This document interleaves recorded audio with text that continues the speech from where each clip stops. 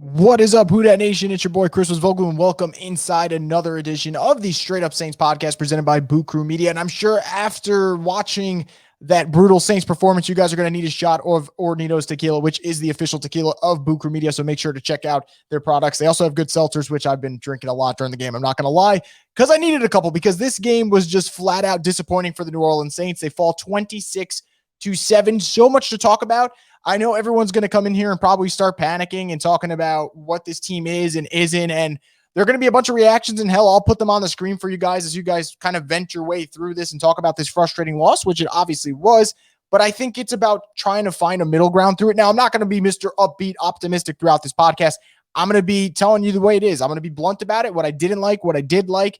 And trust me, there was not a lot that I liked. So that part's going to be very quick. And we'll just talk about what I didn't like for the majority of this podcast. But let's get right into it. I want to talk about this offense because last week, the Saints put up 38 points. And a lot of people just kind of thought that's because when you look at the box score and you see that Jameis Winston had 5 touchdown passes and you see that the Saints put up 38, you kind of think to yourself, man, they might have a really high-powered offense. That was not the case at all. There is no separation from the wide receivers, which was a problem last week. Just didn't get talked about because they blew out the Packers, which was a very, very, very big issue this week, obviously.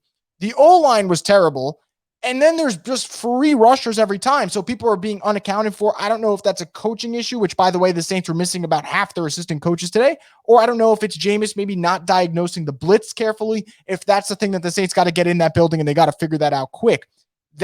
Those are two big concerns because O-line, you kind of expect the Saints to just be sharp there. I kind of said before the game even started, there's so many areas that I was concerned about the New Orleans Saints. I was concerned about their depth on defense. I was concerned about their cornerback play. I was concerned about a lot of things. Yet it was the O-line just being terrible that really surprised me the most. And what happens when your O-line's not playing well and you're down in games, you kind of feel this sense of pressure. You kind of feel this sense of hero ball. Well, there is no quarterback who's probably played more hero ball over the last couple of years than Jameis Winston, who was as excellent as he was last week.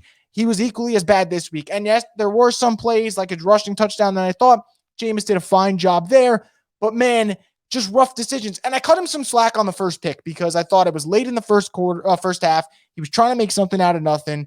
And it happens. It happens. The second pick, though, kind of just tells us, and I'm not out on Jameis. So if you guys are asking and you guys could drop it in the chat, I'll read it for you guys. I'm not out on Jameis because it's 2 freaking games. If you've made a decision after 2 games, all right, good for you. I'm not making a decision after 2 games. But it's just concerning when the same mistakes pop up, especially when we're kind of told that they've been fixed. Well, we got to see it first. Because after 2 games, you'll say, all right, 5 touchdowns, 2 picks. That's pretty good. Sure. But it's the inconsistent nature that is the problem. Because the 5 touchdowns all came in one game and the 2 picks all came in the other. Trying to find a balance is key for Jameis Winston. We'll see, obviously, as the season goes along, how much that is going to be a problem. Now, I will say this because I want to pull this up. The people who keep saying we should apologize to BA now just prove they know nothing about football. Look, I don't want to get into the whole Bruce Arians thing, but I do think that Bruce Arians obviously spiked up the picks. I do think that Jameis is a gunslinger by nature. I do think that there are going to be more games where he has maybe a pick or 2 in them, and we're just going to have to get used to it. It's when do the picks happen? How are they happening? That really matters for me. So the O-line was terrible. The quarterback play was not good, and the running game was just non-existent. Jameis Winston was their leading rusher with 18 rushing yards. You are not going to win a football game. You are not going to win a football game if Jameis Winston's your leading rusher. You're just not. There's no way. And I thought the one thing that really, really hurt the Saints was the way Carolina defended Alvin Kamara. Because I think we knew coming into this game, Troutman's an unknown. Callaway's an unknown. Juwan Johnson's an unknown. But Kamara's that steady force that every game, week in, week out, you know what you're going to get. You didn't get anything from Kamara today. It kind of looked in the second half. He mailed it in. I'm not going to get too much on his case. The Saints were not winning that game regardless. They made so many mistakes. So no, 41's effort was not a reason for them losing. So I want to get that out of the way because some people tweeted at me about that. But he was bottled up. And when Kamara's bottled up, there's additional pressure on Jameis Winston. You don't have a wide receiver 1. Hell, you don't have a wide receiver 2. And these are the problems. These are absolutely the problems. And for Jameis, I think now the question is, who is he going to be in this offense? Because is it old Jameis or is it some type of variation where, yeah, there's going to be games where he's bad, but it's not going to be as often with Tampa Bay. And if that's the case, the Saints can live with that. The Saints can absolutely live with Jameis having 3 to 4 more bad games like this. I really think they can. It's does he have 7 more bad games like this where it's a 9-8 split, and that's what you can't have. So I'm really, really, really, really curious to see what happens there. I'm going to bring this up because someone kind of brought this up. If Drew Brees was still on the Saints, how would this game go? The Saints were so bad today that I really don't know if the quarterback would have made that much of a difference. I'm sure situationally speaking, Drew in the 2-minute drill would be better. Drew in a field goal range area would be a little bit better. But man, the O-line was bad. They gave up 17 points off the rip in the first half. The penalties were killer, and I'm going to talk about the penalties in just a little bit, but there were so many mistakes that I don't know. I think the Saints would have lost regardless of who the quarterback was. I think this was just a bad performance by a team that's been on the road, a team that's been depleted in terms of injury, a team that's dealing with a COVID outbreak, so you basically had no coaches on the sidelines. These were issues for sure. Now, before I just keep going all negative, I want to go to the defense. And the reason I want to shift gears and kind of talk about the defense is a lot of you guys watched that first half like I did, and you sat there disgusted. Zach Bond was atrocious. The D-line wasn't getting pressure. The secondary was getting carved up. So many issues. And yet the second half happens, and the second half was just such a turn of events where, yeah, look, the scoreboard doesn't show it. You look at the scoreboard, you're like, man, Saints just did not play well. Yeah, well, they did give up only 9 points in the second half, and they did force a turnover, and Peyton Turner, the rookie defensive end, made me eat my own words because he was fantastic in the second half. Big tackle for loss on McCaffrey, a big sack in that third quarter. He was great. And I thought that the defense turned a corner in that second half to make me say that this is a defense-first team. And I know a lot of people thought that was an overreaction, but I do think that the Saints have so much depth when healthy that there's a lot of guys who made plays today on the football field that are not going to have starting roles when this team is at full strength, which means you might have a really good rotation. For example, Peyton Turner, if Davenport's healthy and Tano Passanio's healthy, he's a rotational piece, which, by the way, if you have a rotation of 4 to 5 good defensive ends, you're going to be in really good shape. And how about the secondary? I thought late in the game, I thought PJ Williams actually made some decent plays. And that's not a guy you're going to rely on. You're relying on CJ Gardner-Johnson to do that, and not having him, obviously, was a big blow to the defense. Not having Lattimore, big blow to the defense. But I thought the safety play was solid. I thought Marcus Williams yet again proved that he's one of the better safeties in football. And I know these are small takeaways, but it kind of just, you got to take those little wins because we're trying to project what this team can be tomorrow. I know a lot of you guys asked me before, well, what do I think the record prediction would be for the Saints? I really don't know. And I kind of want to throw this game out the window because it wouldn't shock me if the Saints go into New England next week and win. It wouldn't. Because you look at New England, and yes, they were dominant today. I don't know if New England was as good as they are today, and New Orleans definitely isn't as bad as they were today.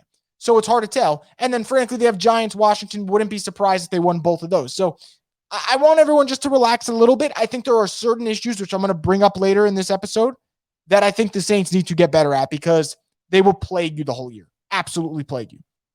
But with the defense, I think this is a unit that eventually maybe you get back Quan. Eventually you get back Davenport. You will get Lattimore back soon. I think you're going to get CJ and Tano Passanio back very soon because they were warming up, which means there was a chance they were going to play today. They held them out. And frankly, I'm almost glad they held them out. And I know you guys are going to sit there and look at me like I had 3 heads, but if the Saints played them and they got injured in a game where the offense couldn't score for shit, we would have been really, really frustrated. So honestly, in hindsight, I'm glad the Saints played it safe with Lattimore. I'm glad they played it safe with Tano, and I'm glad they played it safe with CJ Gardner-Johnson, because even if all those 3 guys played and the Saints, let's say, held the Panthers to 10 points, they still would have lost the fucking game because the offense couldn't score. So I really think that the defense, they are fine. I think the special teams unit, and I'm glad you guys brought it up in the chat, I think they are actually something that I'm looking forward to. I thought Blake Gillikin did a really good job punting. I thought Deontay Harris yet again had some really good punt returns. So the Saints in 2 phases, I feel really, really good about. And the one phase that really concerns me is the offense.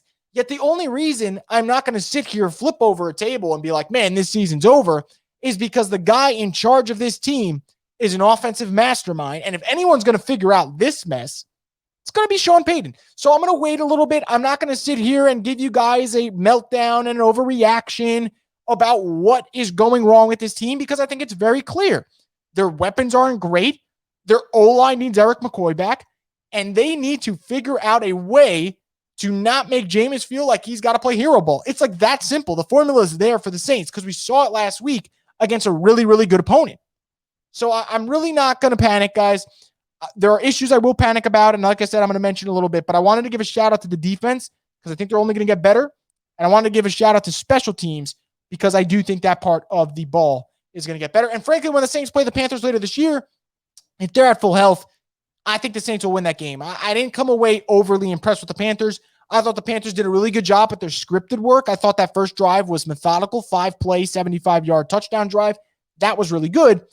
But as the game went along, the Saints beat themselves up way more than the Panthers beat the Saints. Now, the Panthers, again, I am tipping my cap to the Panthers. Again, do not listen to this podcast and say, oh, Chris didn't respect Carolina. No. Carolina was the better team today. They deserved to win. They did win. So kudos to them. However, how many times did the Saints just shoot themselves in the foot? That turnover late in the first half when they could have put up a field goal. That missed opportunity after the blocked field goal. They didn't get any points after that. You had that touchdown drive. Okay, great. After that, you really didn't do much. And it was just mess after mess. There's a play where you thought Kamara would get a first down. He doesn't get the first down. Instead, he misses it by about an inch. So there were issues that the Saints made. The penalties in this game were killer. There was one on Ringo that just drew me nuts because that was just not roughing the passer. But besides the point, that's not an issue. So how do the Saints fix their problems? That's probably what we all want to know. And it's all offensive related. I really don't think this defense has problems at all. Like Zach Bond was terrible, absolutely terrible.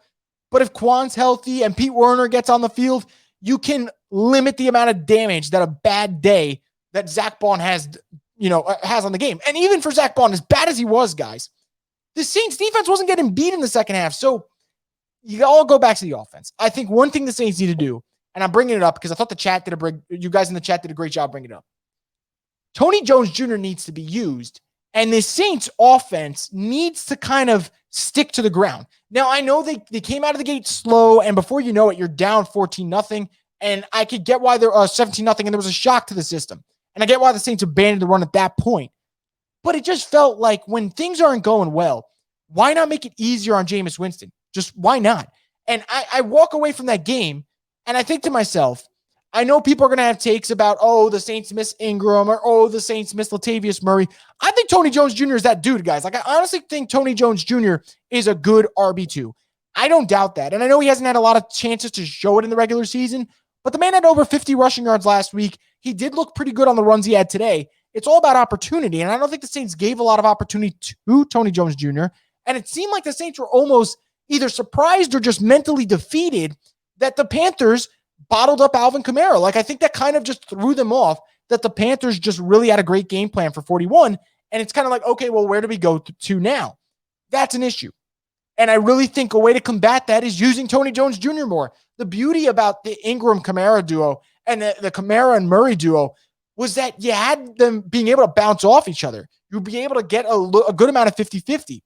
I think that Tony Jones Jr. needs a little bit bigger of a role in this offense. And he also needs a bigger role because the passing game's not going to be good until Michael Thomas gets back. It's just not, guys. And I am a big believer in Marquez Callaway, and I thought Marquez Callaway was going to have a good game today. It really did. He didn't do much. Callaway's not doing much for you. Deontay Harris isn't doing much for you. Chris Hogan was playing lacrosse about 5 months ago. Juwan Johnson's still kind of adapting to the position. So this team doesn't have a lot of weapons in the passing attack. So how do you combat that? You got to be a running team. That's what I think the Saints are going to have to do. I think you got to use Tony Jones Jr. more. I think you got to figure out a way to free up Kamara a little bit more. And you need Traquan Smith and Michael Thomas back. It's that simple. That doesn't solve all the problems. But, man, the Saints not having to play little Jordan Humphrey and Chris Hogan and then Juwan Johnson every single snap, that'll be a lot better for them. That'd be a lot better for them. And I'm laughing that you guys put that in the chat. Chris Olave is one of my favorite prospects in all of college football right now. So I would be jumping for joy if the Saints were able to add a guy like him. Another player I want to mention, because people are going to wonder, Chris, why aren't you mentioning him? Do you want to just ignore the problem? Adam Troutman has not done anything through 2 weeks. Actually, last week, he was one of the few Saints players that didn't play well. He had a lot of drop passes in that game. This week, again, a no-show. And it's upsetting because the Saints traded a lot for Troutman. I really loved him coming out of Dayton. I thought that he was a prospect who kind of would show a little bit of an immediate impact in his rookie year and then just really come into his own this year. And not only is Troutman struggling to catch the football, he's struggling to block. And blocking was something he was really good at last year. So I'm a little concerned about Troutman.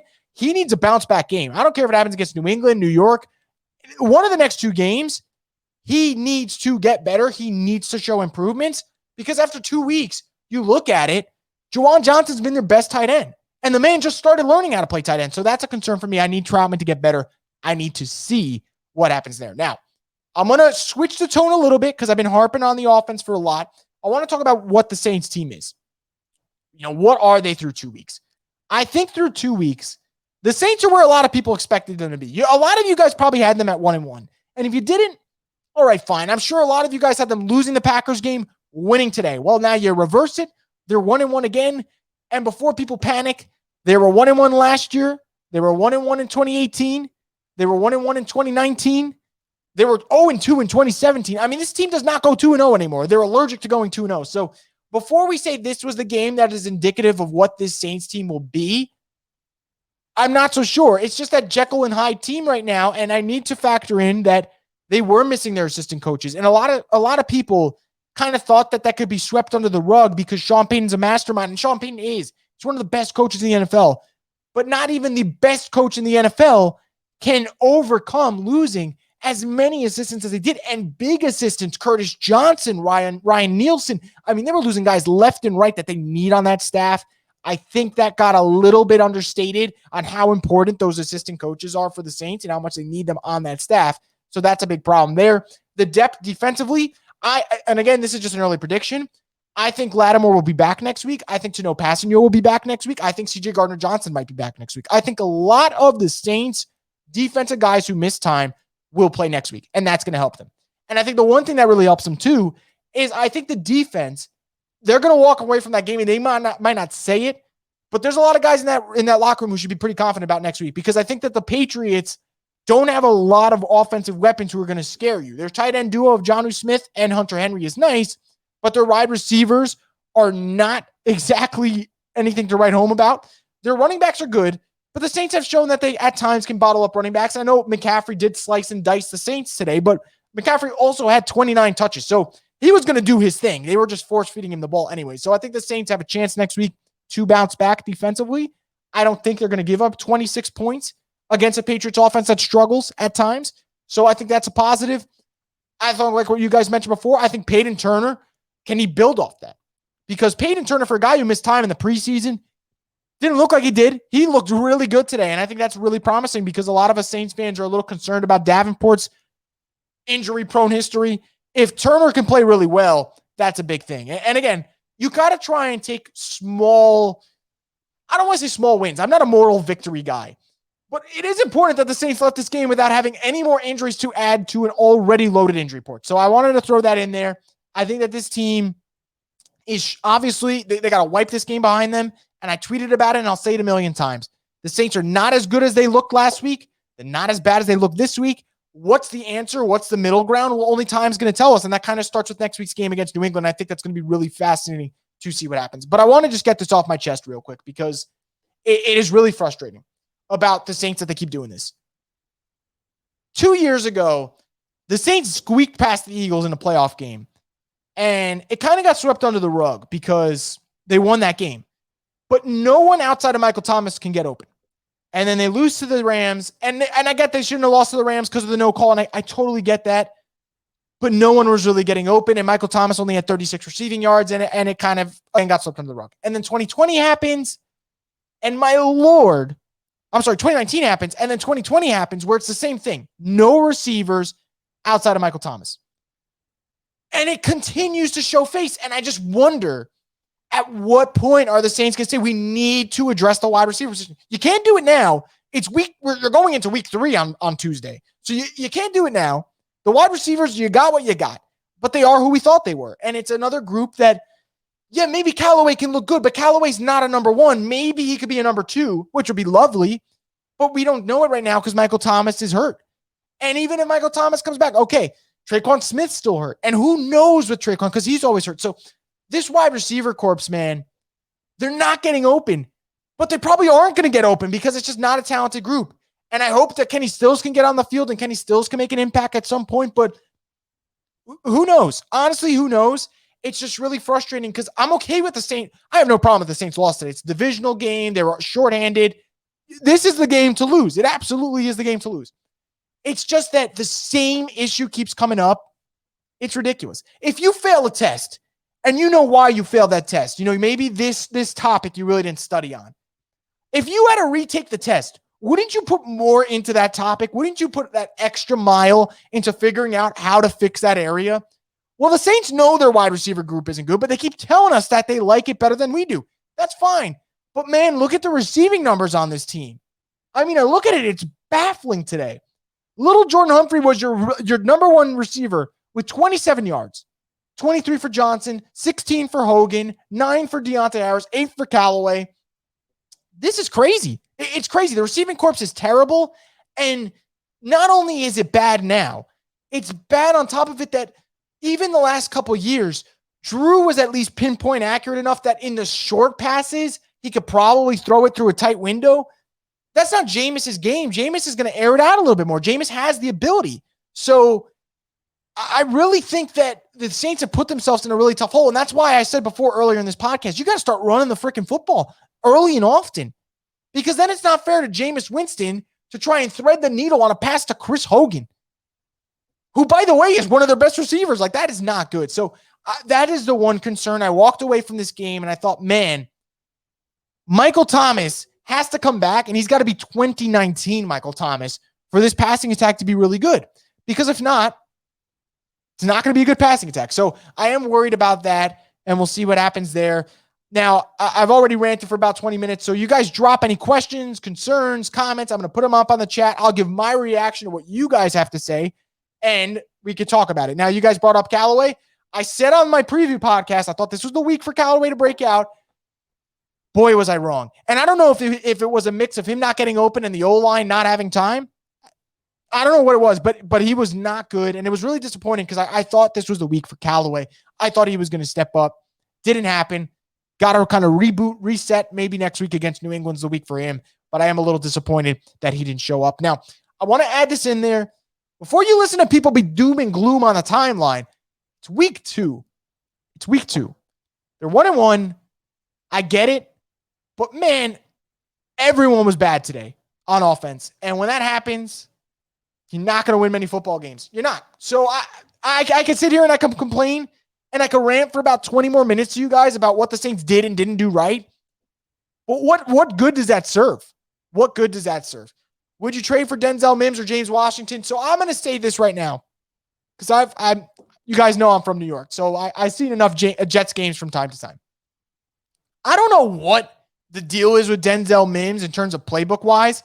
I know that Denzel Mims had really bad food poisoning. He lost, I believe, 15 pounds this offseason, and that set back his program. The Jets don't need him. The Jets have Corey Davis. They have Keelan Cole. They have Elijah Moore. They have Jamison Crowder. They don't need Denzel Mims. If you're the Saints, if your guys are basically so bad at getting separation at wide receiver that they can just cover them in a telephone booth, yeah, I think maybe calling the Jets and saying, hey, what do you want for Denzel Mims? It's not the worst thing in the world. Denzel can stretch the field. He's young. Maybe Sean Payton can mold him into the receiver that he wants him to be. So I think that is a phone call I would be making if I'm the Saints. I would be making it. And if they make it, I'll be happy. The Jets have been getting a lot of former Saints. Maybe it's time for the Saints to get a Jets player, kind of do a little switcheroo here and figure it out. So I want to see what happens there. How much do you expect Kenny Stills to contribute to the offense after today? I don't know, because like the offensive line needs to be good for Kenny Stills to be useful. Because I think Kenny Stills, the thing he does really well is not only does he do well on deep passes, he kind of operates over the middle of the field pretty well. And Jameis Winston's not going to be able to make those throws if Jameis Winston doesn't have time. So I think the O-line needs to be better. I think when they get McCoy back, they absolutely will be better. But I want to see what happens there. I think that the Saints at some point got to use Kenny Stills. It's not like your current wide receivers are working out anyway. But I think we need to see something. Personally, I think we need to revamp the D-line. Honestly, the D-line I'm not really worried about the D-line. I'll tell you why. They didn't have Davenport today. They didn't have Tano Passanio today. Cam Jordan has not looked like Cam Jordan. Peyton Turner just played his first game and looked damn good. So you're going to get the first two guys that I mentioned back. You're going to get David Onyemata back, who I think is the best defensive lineman on the Saints. I know that might seem like odd to some of you guys, but like I think David Onyemata really is that damn good. And when the Saints get him back, only 4 more games to go of him being suspended, I think he's going to push the pocket in the interior. I think he's just going to do a hell of a lot of good for this Saints defense. So I'm feeling pretty good that when they get Onyemata back, and they get Davenport back, and I think Tano Pastor will be back next week, in my opinion, I think the D-line's fine. I'm really not worried about the D-line. I think the question for the Saints defense is one guy now. It's the guy next to Demario Davis. What is going to happen there? Because when Quan's on the field, Quan's the best option they got next to Demario Davis. But Quan can't stay healthy. And because Quan can't stay healthy, you got to rely on Zach Bond, who looked great in week 1 and who looked like absolute dog shit today. So I don't know what Zach Bond's going to bring to the table. I hope that he's more so looking like week 1 compared to week 2. But it's concerning. It's absolutely concerning. And you hope maybe Pete Werner can get healthy and get on the field because that's a prospect out of Ohio State that a lot of us like. So I think the one area on the Saints defense that I would say needs to be addressed or needs to be figured out is the linebacker position. But that's it, guys. I really think this is a good unit. I'm going to say it every single week. This is a Saints team that is going to be run by their defense. I'm very confident in that. I think that the Saints defense is deep. I think the Saints defense is actually good. And yeah, they gave up 26 points today. But they gave up 26 points with 17 of it coming in the first half with no depth. And then 9, when it mattered most, they were getting the stop. So I'm not really worried about the defense at all. My worry is offense. It will continue to be offense. I want to see how Jameis responds. I want to see how this O-line responds. And I want to see what the Saints have in store at wide receiver. I don't know if it's some type of trickeration. I don't know if it's some type of rub route that will not be called for OPI. You got to find a way to get your guys open. And Sean's going to have to scheme them open because they can't get open by themselves. And that's something that will linger until Michael Thomas gets back. Because when Michael Thomas gets back, it's a trickle-down effect. Your wide receiver 1 becomes your 2 becomes your 3, and on and on. So I really do think that it will be better. Now, that's a question that someone brought up earlier in the game. We were talking about the Saints didn't get pressure on Sam Darnold early in the game. They didn't totally get it. And 17 points is unacceptable in the first half. But when the offense goes 3 and out, you're on the field the whole time. And I just think it's kind of a two-way street. Complementary football is important. The Saints didn't play that. We'll see what happens. But that's going to wrap it up, guys, for this edition of the Straight Up Saints podcast. I'm so glad that you guys joined me. I'll be back later this week. I'm going to preview, obviously, the upcoming game against the New England Patriots. I know fans are going to be nervous about that one. The Saints don't necessarily play great in Foxborough. And the Saints also don't play great against rookie quarterbacks who they'll be facing one in Mac Jones next week. Now, remember, before I log out here, guys, I just want to remind you, it's week 2. The Saints aren't as good as that 38-3 beatdown against the Packers, but they're not as bad as they were today, 26-7, losing to the Carolina Panthers. So I hope you guys try and enjoy your Monday. I know Mondays suck when it's not a victory Monday. Hopefully next Monday will be a victory Monday for the New Orleans Saints. But that's going to do it, guys. Appreciate you guys tuning in. Enjoy your upcoming week, and let's hope the Saints can rebound next week with a win over the New England Patriots.